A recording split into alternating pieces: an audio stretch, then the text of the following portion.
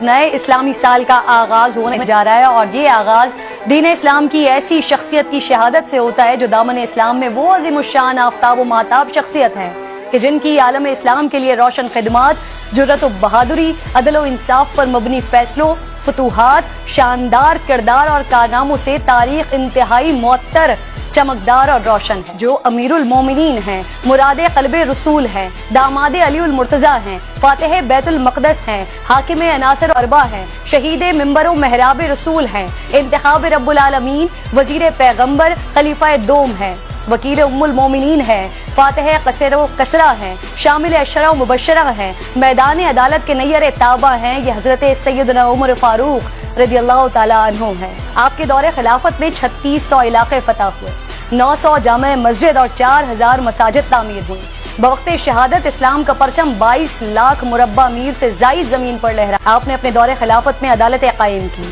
قاضی مقرر کیے، سن تاریخ کا اجرا کیا جو آج تک جاری ہے، جیل خانہ جات، راتوں کو گشت کر کے رعایا کا حال دریافت کرنے کا طریقہ، مساجد میں راتوں کو روشنی کے انتظام کا حکم، فلاحی اور اصلاحی احکامات اور اصلاحات فرمائی۔